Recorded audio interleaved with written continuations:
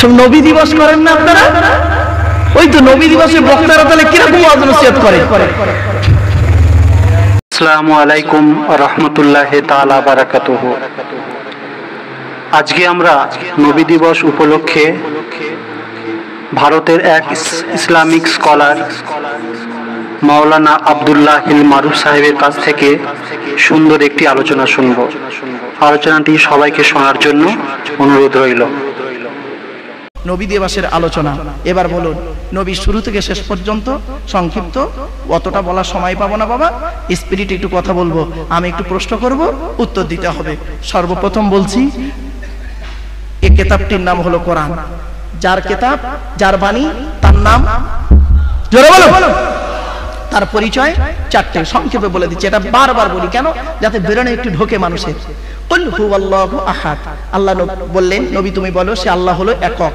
আল্লাহুস সামাদ, আল্লাহ হলেন অমুখপেক্ষী, আল্লাহ কারোর মুখপেক্ষী নন, সারা পৃথিবী তার মুখপেক্ষী। 3 নাম্বার, লাম ইয়ালিদ ওয়া লাম ইউলাদ, আল্লাহ কাউকে জন্ম দেয়নি, আল্লাহ কেউ জন্ম দেয়নি। 4 নাম্বার, ওয়া লাম ইয়াকুল লাহু কুফুয়ান আহাদ, তার সমকক্ষ কেউই নেই। আল্লাহর পরিচয় দিয়ে দিলাম। আল্লাহর পরে স্থান হলো নবীর নয়, নবীদের। বারবার বলছি, নবীর যদি কেউ বলে আল্লাহর পরে স্থান হলো নবীর যদি বলে, তার ঈমান থাকবে না। কেন? আল্লাহর পরে স্থান হলো নবীর মানে এক বচন, নবীদের হলো বহু বচন। আমাদের এই জিনিসটাই আইডিয়া। আল্লাহর পরে স্থান নবীর নয়, নবীদের। যদি শুধু নবীর বলেন তাহলে মুহাম্মদ সাল্লাল্লাহু আলাইহি ওয়াসাল্লাম বোঝাবে, আর বাকি ঈসা, মুসা, ইব্রাহিম সব নবী বাদ চলে যাবে। আমানতু বিল্লাহি ওয়া মালাইকাতিহি ওয়া কুতুবিহি ওয়া রুসুলিহি শব্দটা ঈমান থেকে বাদ চলে যাবে গো বাপ। এবার আসছি, নবীদের পরিচয় হলো 3টে। কি কি? যিনি নবী হবেন তার দ্বারাই, যিনি নবী হবেন তার চরিত্র উত্তম হতে হবে। পৃথিবীতে যত নবী এসেছেন প্রত্যেক নবীর চরিত্র উত্তম, জোরে বলুন। 2 নাম্বার, যিনি নবী হবেন তার উপর আল্লাহর তরফ থেকে ওহী নাযিল হতে হবে, জোরে বলুন। 3 নাম্বার, যিনি নবী হবেন তার দ্বারাই অলৌকিক ঘটনা ঘটতে হবে। পৃথিবীতে যত নবী এসেছেন প্রত্যেক নবীর মাধ্যমে আল্লাহ পাক 1 থেকে 50টার ভিতরে মুজিজা দেখিয়েছেন। আর আমার নবী, বিশ্ব নবী মুহাম্মদ সাল্লাল্লাহু আলাইহি ওয়াসাল্লামের মাধ্যমে আল্লাহ পাক 1000 থেকে শুরু করে কম বেশি 4500 মুজিজা দিয়েছেন, জোরে বলুন।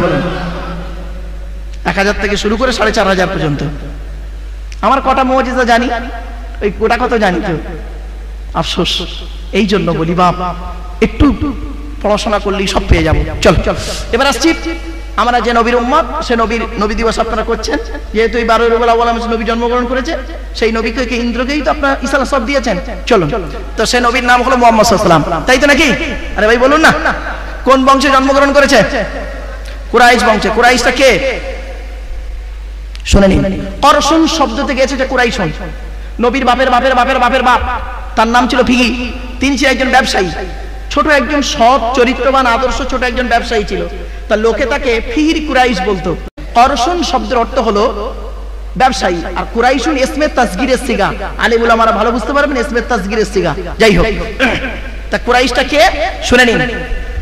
মুহাম্মাদের বাপের নাম আব্দুল্লাহ, আব্দুল্লাহর বাপের নাম আব্দুল মুত্তালিব, আব্দুল মুত্তালিবের বাপের নাম আব্দুল মান্নাফ, আব্দুল মান্নাফের বাপের নাম হাশিম, হাশিমের বাপের নাম কুসাই, কুসাইয়ের বাপের নাম কিলাব, কিলাবের বাপের নাম মুররা, মুররার বাপের নাম লুবাই, লুবাইয়ের বাপের নাম কাব, কাবের বাপের নাম গালিব, গালিবের বাপের নাম ফিগিরি, ফিগির থেকে কুরাইশ বংশ এসেছে। নবীর বাপের নাম আব্দুল্লাহ, মায়ের নাম আমিনা, দাদার নাম আব্দুল মুত্তালিব, দাদির নামটা কি নাতিলা বিনতে খব্বাব ব্রাকেটে ফাতেমা, কেউ বলেছেন সামিরা। নবীর নানার নাম হলো আব্দুল ওহাব জুরি, নবীর নানির নাম হলো বারিরা বাবাররা, নবীর দুধমার নাম হলো হালিমা, নবীর দুধ বাপের নাম হলো হারেস, নবীর দুধ ভাইয়ের নাম আব্দুল্লাহ, নবীর বাপের নাম আব্দুল্লাহ, নবীর দুধ ভাইয়ের নাম আব্দুল্লাহ। দুটো জন এক করে ফেলবেন না। নবীর জন্ম 570 খ্রিস্টাব্দে। ইংরেজি কি মাস ছিল? 29 আগস্ট। আরবি মাস ছিল রবিউল আউয়াল মাস 12 তারিখ, মতান্তরে 9 তারিখ সোমবার শবে সাদেকের সময়। আরবের মক্কা নগরী কুরাইশ বংশে নবীর জন্ম। নবীর বাপেরা হলো 10 ভাই, নবীর মায়েরা হলো 19 বোন। কটা 19 বোন। নবীর 18টা খালা আর 9টা চাচা। ভাববেন বাড়ি থেকে। চলো এবার আসছি, সে নবীর উপরে নাজিল হলো কোরআন। কোরআনের পরিচয়টা দিয়ে যাইয়ে কোরআন আল্লাহর তরফ থেকে জিবরাইলের মাধ্যমে হযরত মুহাম্মদ সাল্লাল্লাহু আলাইহি ওয়াসাল্লামের উপরে আরবের মক্কা নগরের নিকটবর্তী একটি গুয়াহাটির নাম হলো হেরা, হেরা নামক গুয়াহাটি 610 খ্রিস্টাব্দে 1 ফেব্রুয়ারি সোমবার। কত বললাম? সব মনে থাকবে। 610 খ্রিস্টাব্দে 1 ফেব্রুয়ারি সোমবার কোরআনের প্রথম আয়াত নাজিল হলো। ইকরা, রিড, পড়ো পড়ো পড়ো। এবার নবীর দৈহিক গঠনটা বলি আপনাদের। নবীর দৈহিক গঠনটা বলে দিচ্ছি, শুনে নিন। সাধারণ মানুষের থেকে নবীর দেখতে আলাদা ছিল। কিরকম আলাদা ছিল একটু শুনে নিন। নবীর কপালটা কানের এই অংশটি, গালের এই অংশটি, গলার এই অংশটি, হাতের আঙুলগুলো, পায়ের মাংসলগুলো, এই সিনা মোবারক এই জায়গাটা সাধারণ মানুষের থেকে আলাদা। যদি কোনো ব্যক্তি নবীকে স্বপ্নের মাধ্যমে দেখে থাকেন, ওই ব্যক্তিকে জিজ্ঞাসা করবেন, আচ্ছা ভাই আপনি তো নবীকে দেখেছেন স্বপ্নের মাধ্যমে, আচ্ছা বলুন তো দেখি এই ইটিংটা গ্রামের কোন লোকটার মতো দেখতে? ও জীবনে বর্ণনা করতে পারবে না। এবার আসছি নবীর জন্মটা। নবী কিভাবে জন্মগ্রহণ করলেন? নবী যখন জন্মগ্রহণ করেন সেই দিন ভোরের বেলা কি হচ্ছিল শুনে নিন। সেই দিন ভোরের বেলা আল্লাহর নবীর দাদু আব্দুল মোত্তালেব উনি করতেন কি, প্রতিদিন ভোরের বেলা উঠতেন, উঠে কাবা শরীফ তওয়াফ করতেন। তো উনি তওয়াফ করতে চলে গেছেন। এমন সময় খবর গেল যে আপনি বাড়ি আসুন, আপনার সেই আব্দুল্লাহ যে মারা গেছে একটা তার পুত্র সন্তান হয়েছে। তো নবীর দাদু আব্দুল মোত্তালেব বাড়ি এলেন। বাড়ি এসে ঘরের দরজা দেওয়া, আমিনা যে ঘরে আছে দরজা দেওয়া, উনি করলেন কি, ঠক ঠক করে আওয়াজ করলেন, দরজার আওয়াজ করলেন। করার পরে সঙ্গে সঙ্গে ভিতর থেকে আওয়াজ এলো, কে? আব্দুল মোত্তালিব বললেন, আমি আব্দুল মোত্তালিব এসেছি মা, দরজাটা খুলবে? বলে ঠিক আছে আব্বাজান একটু ওয়েট করুন। কিছুক্ষণ পর দরজা খোলা হলো। নবী এবার খোলা হতেই নবীর দাদু আব্দুল মোত্তালেব ঘরের ভিতরে ঢুকলেন। ঢোকার পরে নবীকে চারটে অলৌকিক ঘটনা ঘটেছিল। কয়টা কয়টা কয়টা মনে রাখবেন এগুলো, চারটি। কি কি? এক নম্বর দেখছেন বাচ্চাটা অর্থাৎ মুহাম্মদ সাল্লাল্লাহু আলাইহি ওয়াসাল্লাম উপুড় হওয়া বুঝতে পারছেন, কপালটা মাটিতে সাজদা অবস্থায়, আর হাত দুটো ঠিক মোনাজাত অবস্থায়, খাতনা অবস্থায়, নাভি কাটা অবস্থায় রয়েছে। আল্লাহর নবীর দাদু আল্লাহর নবীর মা আমিনা বর্ণনা করে, দুনিয়ার মানুষ শোন, আমার বাচ্চা পৃথিবীর মুখ যখন দেখলো, প্রত্যেক বাচ্চা মায়ের পেট থেকে যখন আছে হাত দুটো মুঠো মারা অবস্থায় থাকে, আমার বাচ্চা মুহাম্মদ পৃথিবীর মুখ যখন দেখলো তার হাত দুটো মোনাজাত অবস্থায় ছিল। দুই নাম্বার, প্রত্যেক বাচ্চা মায়ের পেট থেকে এসে চিৎকার করে কেঁদে ওঠে, স্বাভাবিক, মায়ের পেট থেকে চিৎকার করে কেঁদে ওঠে। আমার বাচ্চা মুহাম্মদ পৃথিবীর মুখ দেখে কোনোদিন চিৎকার করে কেঁদে ওঠে নাই। নবীর কপালটা মাটিতে সাজদা অবস্থায় এসেছে।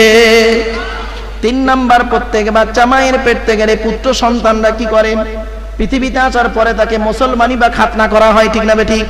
আমার বাচ্চা মুহাম্মদ যখন পৃথিবীর মুখ দেখলো, লক্ষ্য করে দেখি বাচ্চা মায়ের পেট থেকে খাতনা অবস্থায় এসেছে। চার নাম্বার, আমার প্রত্যেক বাচ্চা মায়ের পেট থেকে এলে কি হয়, মায়ের নাভির সঙ্গে বাচ্চার নাভিটা জোড়া থাকে, ঠিক না ঠিক? মায়ের নাভির সঙ্গে বাচ্চার নাভি জোড়া থাকে। পরে ডাক্তাররা তাকে কি করে, ডাক্তার বা নার্স বা যে সমস্ত দায়ীবারা ধরে তারা কেটে আলাদা করে দেয়। আমার বাচ্চা মুহাম্মদ যখন পৃথিবীর মুখ দেখলো, আশ্চর্য ঘটনা ঘটে গেছে। সংক্ষেপে বলে দিতে শুনে নি। আচ্ছা আপনারা জানেন কি জানি না, কলকাতা চিত্তরঞ্জন হসপিটাল জানেন? ওই হসপিটালে একজন অ্যাসিস্ট্যান্ট প্রফেসর মুসলিম একজন ডাক্তার। তা আমি এক জায়গায় বক্তব্য দিয়েছিলাম, হযরত ওমর ফারুক রাদিয়াল্লাহু আনহুর 4টে প্রশ্নের উত্তর দিয়েছিলাম। তো সেখানে এক জায়গায় বলেছিলাম, পৃথিবীর এমন একটা জায়গা আছে যেখানে বাচ্চা কি করে, মানুষ নাক দিয়ে নিঃশ্বাস না নিয়েও বেঁচে থাকে, সেটা হলো মায়ের পেট। তো এই কথাটা শুনে ওই ডাক্তারের মা, ওই ডাক্তার মহিলা ডাক্তারের মা, কলকাতা চিত্তরঞ্জন হসপিটালের ডাক্তার, ওনার মা করেছে কি আমার ভক্ত, তাও মা এখন ওনার মেয়েকে বলছে, ও মা, এই আব্দুল্লাহ মারুফ সাহেব ওয়াজ করতে করতে বলছে যে মায়ের পেটে নাকি বাচ্চা নিয়ে এই নিঃশ্বাস নাক দিয়ে নিঃশ্বাস না নিয়ে বেঁচে থাকে।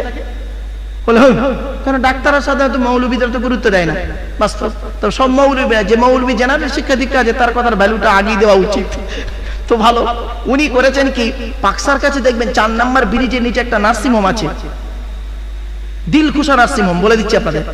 উনি করেছেন কি, একটা বাচ্চা সিজার করেছে, সিজার করে আর অবাক হয়ে গেছে, সিজার করে বাচ্চাটাকে তখন নারী মায়ের নাভি থেকে বাচ্চার নাভি আলাদা করেনি, বলছে দেখি তো নাক দিয়ে নিঃশ্বাস নিচ্ছে না বাচ্চা। বলে আমি নাক দিয়ে হাত দিয়ে দিচ্ছি, নিঃশ্বাস নেয় না, ওই নাভির সঙ্গে চলছে। আর যেই আমি করলাম কি, দুটো কামড়ি দুদিকে ধরে চেপে দিয়ে যখন নাড়িটা কেটে দিলাম, মুহূর্তের মধ্যে আল্লাহ সঙ্গে সঙ্গে বাচ্চার নাক দিয়ে নিঃশ্বাস স্টার্ট করে দিল। বলে ভাই, সেই দিন থেকে আপনার বক্তব্য আমি শুনি, আর আপনার সঙ্গে পরিচয় হলো, এখন খুব ভালো সম্পর্ক তার সাথে আমার। তো আসুন, প্রত্যেক বাচ্চা মায়ের পেট থেকে যখন আসেন, প্রত্যেক বাচ্চা মায়ের পেট থেকে গেলে মায়ের নাভির সঙ্গে বাচ্চার নাভিটা জোড়া থাকে, পরে কেটে দেওয়া হয়।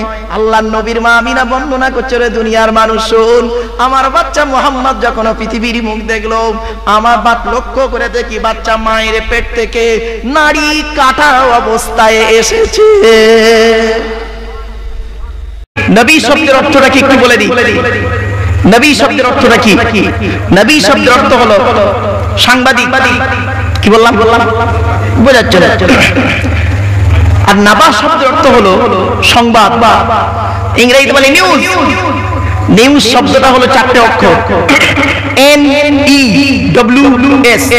N থেকে নর্থ উত্তর, E থেকে ইস্ট পূর্ব, W থেকে ওয়েস্ট পশ্চিম, S থেকে সাউথ দক্ষিণ, পূর্ব পশ্চিম উত্তর দক্ষিণ, চারিদিকের খবর যিনি সঠিক এবং সত্য বলেন তিনি হলেন প্রকৃত সাংবাদিক। ঠিক না বেটি? এই এখনকার সাংবাদিক গুলো বের হয়েছে দেখবেন, ও দেখে একরকম, বলে একরকম, লেখে আর একরকম। ঠিক না বেটি? এরা হলো মানুষের তৈরি সাংবাদিক, আর নবীরা হলেন আল্লাহ তৈরি সাংবাদিক। এই জন্য আল্লাহ তৈরি সাংবাদিক আর মানুষের তৈরি সাংবাদিক আসমান আর জমিন তফাৎ।